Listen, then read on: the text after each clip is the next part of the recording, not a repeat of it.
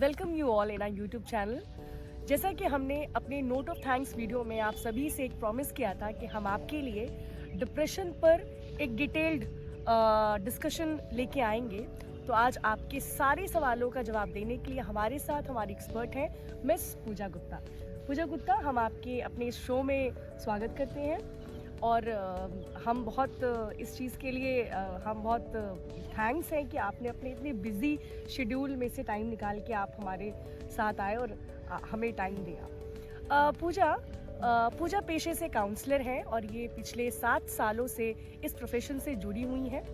और पूजा और मेरी मुलाकात जब हम जेएनवी कुशीनगर में थे उसी दौरान हुई थी। And I really had to say that she is really good at her work. तो फिलहाल पूजा, मेरा आपसे पहला सवाल ये है कि डिप्रेशन है क्या? ठीक है, आई थिंक हमारे ऑडियंस सभी ये जानना चाहते हैं कि डिप्रेशन है क्या और इसके क्या कारण हैं, ये किन वजह से होता है। तो डिप्रेशन जो है वो एक तरह का मूड डिसऑर्डर होता है, ठीक है। और उसके रीज़न की अगर हम बात करें, इसकी वजह क्या क्या हो सकती है, तो इसके बहुत सारे डिफरेंट रीज़न हो सकते हैं। जैसे अगर किसी हम बच्चे को लेके चले, किसी बच्चे के साथ, तो होता है ना बचपन में किसी बच्चे के साथ कोई किसी तरह का चाइल्ड सेक्सुअल अब्यूज होता है, देन उसके बाद वो चीज़ें बच्चा घर में किसी से शेयर नहीं कर पाता, उसके लिए भी बहुत तरह के रीज़न हो सकते हैं। हाँ। और ये चीज़ें आगे जाके एक तरह से वो डिप्रेशन में कन्वर्ट हो जाता है। इस तरह के इशू बच्चे के साथ अगर होते हैं तो, और जितने भी तरह के लोग होते हैं, हर पर्सन के साथ इस तरह की अलग अलग चीज़ें हो सकती हैं, अलग अलग रीजन। हाँ, अलग अलग रीजन हो सकता है। हाँ। जैसे हमारा डेली रूटीन हो गया, जैसे या हमारे सोने का टाइम क्या है, जगने का टाइम है, या कितने टाइम तक अपने स्क्रीन पे टाइम देते हैं, हमारा जो सोशल लाइफ है वो कैसा है, अगर हम वर्क प्लेस हैं तो वहाँ पे वर्क प्लेस पर हमारी परफॉर्मेंस कैसी है, या हमारे साथ के जो हमारे कलीग्स हैं उनका बिहेवियर हमारे लिए कैसा है, या हमारा बिहेवियर उनके साथ कैसा है।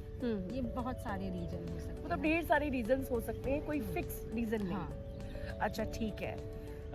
दूसरा जो सवाल आई थिंक हमेशा हमारे जहन में आता है, ऑडियंस हमारे जैसे हमें काफ़ी ढेर सारे कॉल्स भी मिलते हैं, तो उन सब प्रॉब्लम्स को देखकर भी कहीं ना कहीं मुझे ये समझ में आता है कि लोग डिफरेंशिएट नहीं कर पाते हैं कि क्या एक्चुअल में डिप्रेशन होता है और क्या सैडनेस होता है। मतलब नॉर्मल एक जो उदासी होती है और एक डिप्रेशन में क्या फ़र्क है। तो मैं चाहती हूँ कि आप हमारे ऑडियंस को ये चीज़ क्लियर करें कि भाई डिफरेंस क्या है between depression and sadness, normal sadness. जहाँ तक बात करें नॉर्मल सैडनेस की, तो वहाँ पे ये होता है ना कि मान लीजिए सुबह जैसे ही हम जगते हैं कोई ऐसा कुछ प्रॉब्लम हो गया जिसकी वजह से हमारा मूड ऑफ हो गया, ठीक। देन होता है ना कि फिर अगर हम अपनी डेली लाइफ की रूटीन में अगर हम बिजी हो जाते हैं, देन वो चीज़ें दिमाग से उतर के हम फिर अगेन नॉर्मल हो गए। बट डिप्रेशन में ऐसा होता है कि जो हमारा जो सैडनेस होता है, सैडनेस मूड होता है, वो कंटिन्यूअस बना होता है, और वो कई 1 हफ्ते 2 हफ्ते तक वो मूड वैसा ही बना रहता है। मतलब ड्यूरेशन ज़्यादा हो जाता है डिप्रेशन में, और सैडनेस में मतलब फ्लक्चुएट करता है। हाँ। कभी कभार मतलब कुछ देर के लिए होगा, उसके बाद फिर वो नॉर्मल हो जाएगा पसंद। अगला सवाल जो मेरा है वो ये है कि डिप्रेशन के सिम्टम्स क्या होते हैं। जब एक बार डिप्रेशन इंसान को हो जाए तो क्या वो चीज़ें हैं, क्या वो लक्षण हैं जिससे हमें पता चलेगा कि भाई इस इंसान को डिप्रेशन है।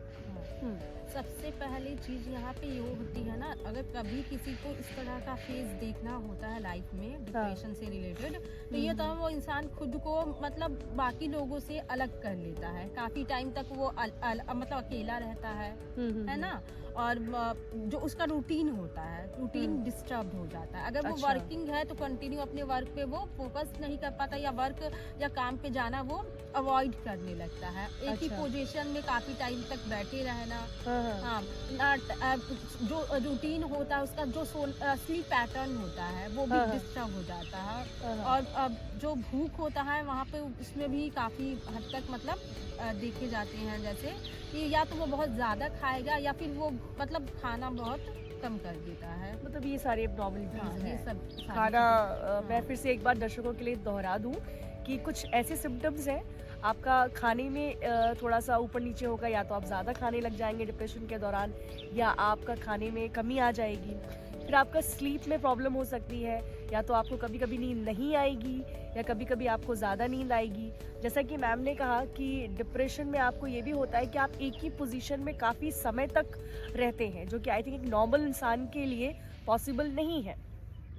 इसके बाद आपको अकेलापन महसूस करेगा, अकेलापन महसूस हमेशा आप करेंगे, आप अकेले रहने की कोशिश करेंगे, आप बाहरी दुनिया से कट जाएंगे। तो ये सारे सिम्टम्स होते हैं। मेरे हिसाब से शायद वेट लॉस का भी इसमें आता है या कि तो वो आई थिंक खाने से ही रिलेटेड हाँ, है, वेट लॉस होगा या हाँ, फिर बहुत ज्यादा वेट गेन हो जाए। जैसे मान लीजिए किसी को डिप्रेशन हो गया, तो पहला स्टेप क्या है जो हमें करना चाहिए। मान लीजिए एक बार हमें समझ में आ गया कि भाई इस इंसान को डिप्रेशन है, तो हम एज अ ह्यूमन बीइंग या एज उसके रिलेटिव हम क्या करें, पहला स्टेप क्या होना चाहिए उसके प्रति हमारा। यहाँ पे तो मुझे लगता है सबसे पहली चीज़ ये हमें करना चाहिए कि हमें सबसे पहले किसी मेंटल हेल्थ प्रोफेशनल के पास जाना चाहिए। बिल्कुल बिल्कुल। यहाँ पे हाँ। ये भी चीज़ है ना कि हमें खुद से ही खुद का प्रॉब्लम डायग्नोस नहीं करना चाहिए। अगर आपको लगता है कि हाँ मे बी मेरे में कुछ इस तरह के सिम्टम्स हैं, हाँ। तो सबसे पहले तो आपको किसी मेंटल हेल्थ प्रोफेशनल के से जाना कंसल्ट चाहिए। करना। हाँ। बिल्कुल। देन वहाँ से आप श्योर हो सकते हो कि हाँ एक्चुअल में सच में ये प्रॉब्लम है, या मे बी नॉर्मल सैडनेस भी हो सकता है। पूजा, मैंने एक चीज़ और भी गौर किया है कि लोग जितना फिजिकल हेल्थ को जितनी इम्पोर्टेंस देते हैं उतना मेंटल हेल्थ को नहीं देते हैं। फिजिकल हेल्थ के लिए अगर कोई उनके पास छोटा सा लाइक सर्दी जुकाम भी हो जाएगा, उसके लिए वो तुरंत डॉक्टर के पास जाने में उनको कोई दिक्कत नहीं होगी।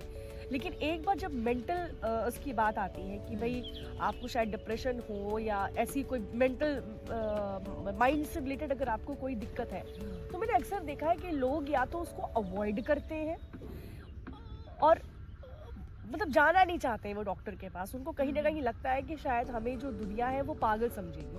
तो मैं चाहती हूँ कि आप हमारे ऑडियंस को प्लीज़ इस बारे में थोड़ा सा अवेयर करें कि ये शर्म की बात नहीं है।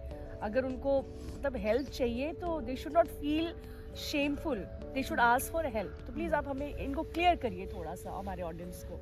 यहाँ पे ये है ना कि जिस सोसाइटी में हम रहते हैं हमारी थॉट उसके अकॉर्डिंग डेवलप होती है ना। बट अगर हम चाहते हैं ये चीज़ें कि खुद से कि हमें मेंटली या फिजिकली फिट रहना है, तो इसके लिए इनिशिएटिव तो हमें खुद ही लेना होगा, है ना। जब अगर आप खुद भी फिट नहीं रहोगे तो उससे सबसे ज्यादा इफेक्टेड तो आपकी लाइफ पे होगा ना, आपकी लाइफ पे उससे ज्यादा इफेक्ट होगी। तो जैसे कि अगर आपको कोई फिजिकल प्रॉब्लम होता है वो नॉर्मल है, देन वैसे ही अगर कोई आपको मेंटल प्रॉब्लम होता है तो वो भी नॉर्मल है ना।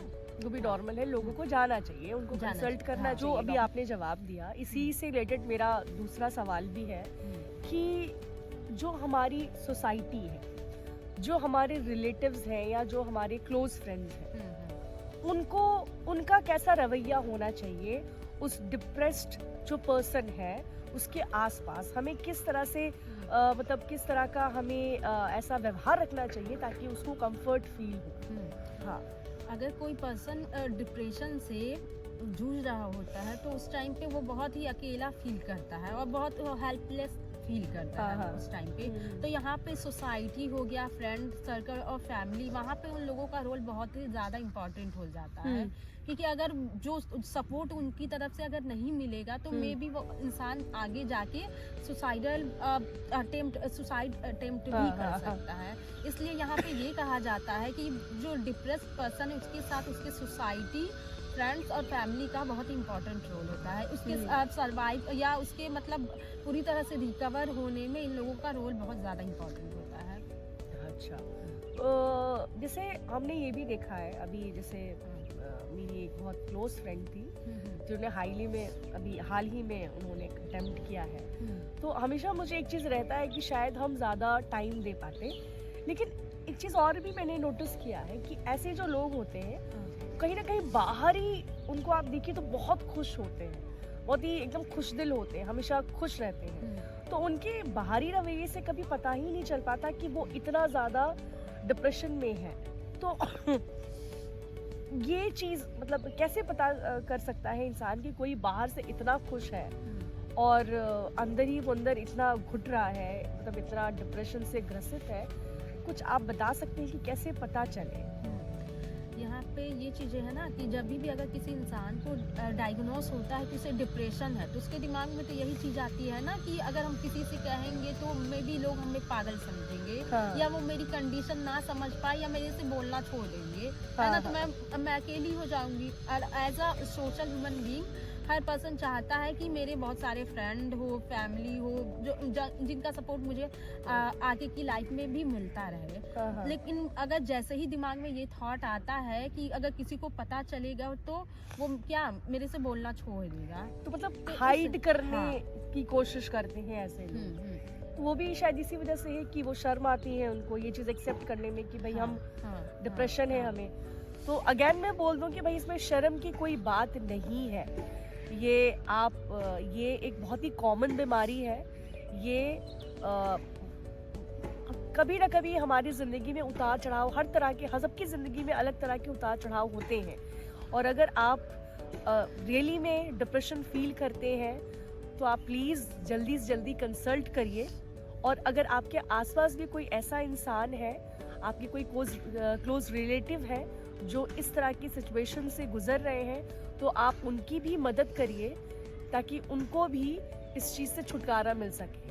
ठीक है पूजा, मैं देख रही थी जब मैं रिसर्च कर रही थी डिप्रेशन के ऊपर कि एक्चुअली ये है क्या चीज़ें इसमें मतलब होती है, थोड़ा डिटेल में जब मैं इस पर जानने की कोशिश कर रही थी, तो मैंने एक वीडियो देखा था दीपिका पादुकोण का।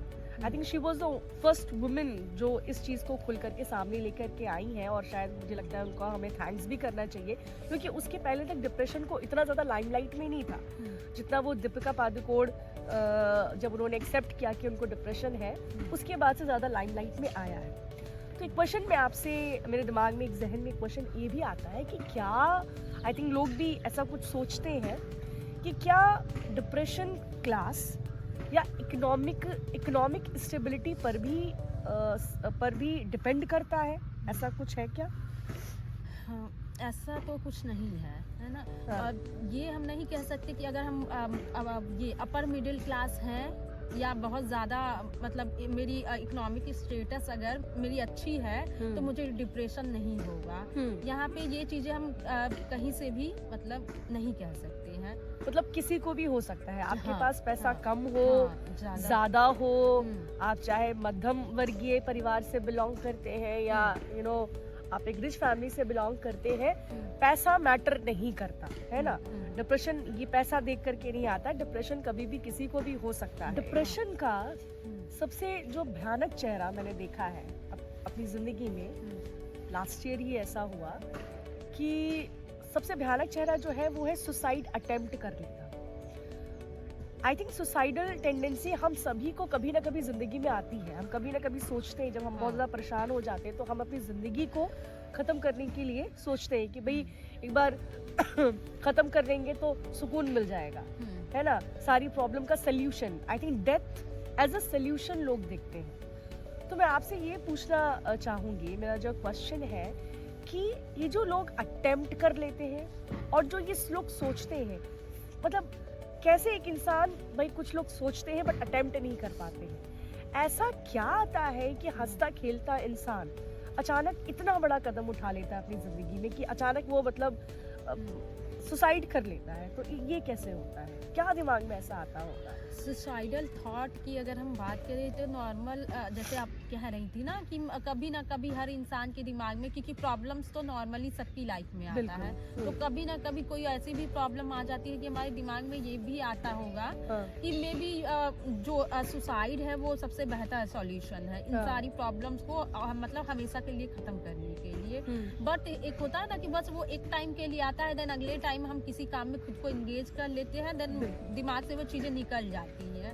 बट अगर कंटिन्यूअस यही चीज एक पॉइंट पे होता ना कि एक पॉइंट पे स्टक हो जाना कि मतलब सुसाइडल थॉट के बारे में अगर मैंने सोचना स्टार्ट किया तो हम बस उसी के बारे में सोच रहे हैं, उसी के बारे में दिमाग में बस और कोई थॉट नहीं आ रहा है, या हम दिमाग में ये चीजें चल रही हैं कि अब आगे हम कैसे इसको सच में या अटेम्प्ट हम कैसे करें, है ना।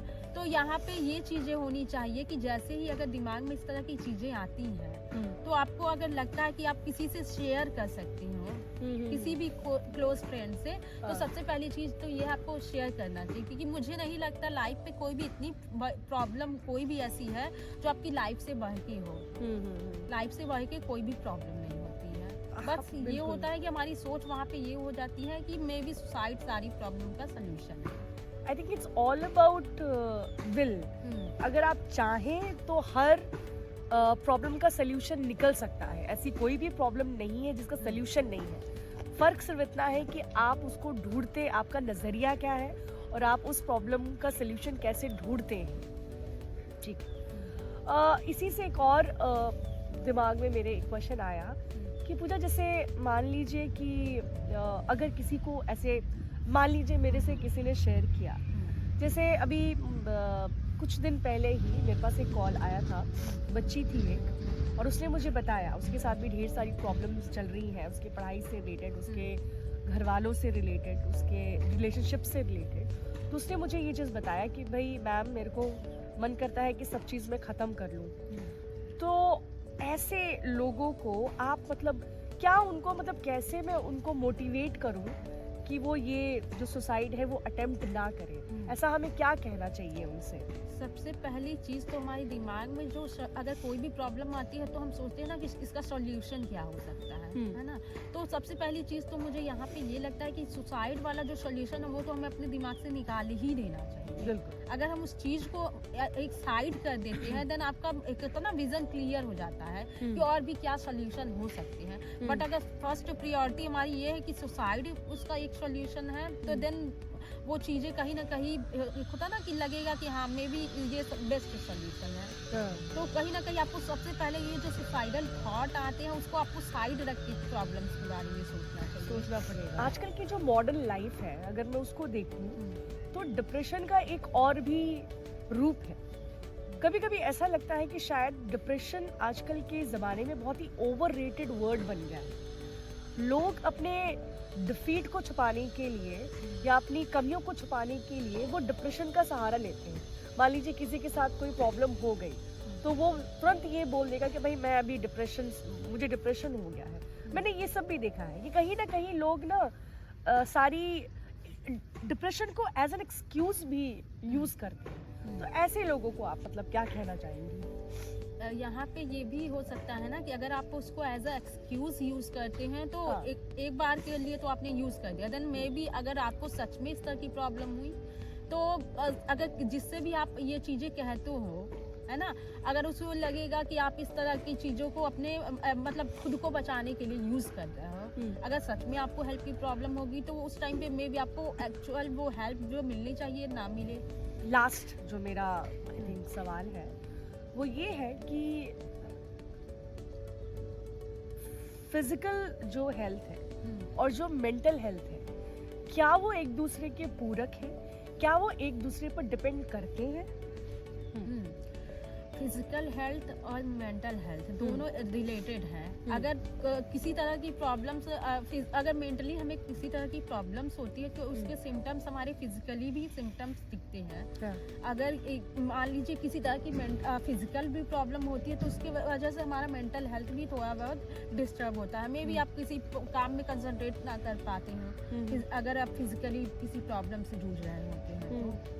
हाँ, तो दोनों मुझे यही लगता है कि दोनों रिलेटेड है, फिजिकल हेल्थ और मेंटल दोनों हेल्थ रिलेटेड है। कि अगर आप फिजिकली अगर सही रहेंगे तो आप मेंटली भी चीज़ों का मतलब सही डिसीजन मेकिंग आपका हो सकता है, मतलब आप मेंटली भी बैलेंस्ड रहेंगे। ठीक, जाते जाते पूजा मैं आपसे रिक्वेस्ट करूंगी कि आप हमारे ऑडियंस को कुछ सजेशन दे करके जाएं, कुछ एडवाइस दें जो कि वो अपनी डेली लाइफ में उसको यूज कर सकें। अगर हमें मेंटली फिट रहना है तो सबसे पहले तो हमें अपने रूटीन पे जो हमारा डेली रूटीन है उस पर हमें वर्क करना चाहिए, उसको सही रखना चाहिए। और अगर हम मेंटल हेल्थ की बात करें तो हम साल में एक बार मेंटल हेल्थ डे मनाते हैं। तो अगर इस चीज़ को अगर हमें अवेयर ही करना है तो मुझे लगता है कि अगर हम बच्चों के सिलेबस में इसको ऐड कर दें एज अ मेंटल हेल्थ के चैप्टर के रूप में तो अवेयरनेस काफ़ी इजी हो जाएगा। बिल्कुल बिल्कुल सही कहा आपने। आपका ये मुझे बहुत अच्छा लगा कि एक बार अगर वो करिकुलम में ऐड हो जाएगा तो आई थिंक बच्चे तो सीखेंगे ही सीखेंगे, उनके साथ साथ उनके पेरेंट्स भी सीखेंगे, और फिर आई थिंक सही माने में इसको समझ करके आई थिंक उससे हम अच्छे से लड़ सकते हैं, इस डिप्रेशन को आई थिंक कम किया जा सकता है। पूजा, आपसे बात करके हमें बहुत अच्छा लगा, और आपने इतना समय निकाला हमारे लिए, और इतनी खूबसूरती से आपने डिप्रेशन के बारे हमारे ऑडियंस को बताया इसके बारे में। आई होप आप सभी के लिए ये सेशन बहुत ज़्यादा हेल्पफुल रहा होगा। जाते जाते कुछ लाइनें मेरे जहन में आ रही हैं, तो वो लाइनें मैं ज़रूर बोलना चाहूँगी। वो लाइनें कुछ इस तरह की है कि ये ज़िंदगी है साहब, ये ज़िंदगी है साहब, उलझेगी नहीं तो सुलझेगी कैसे, बिखरेगी नहीं तो निखरेगी कैसे।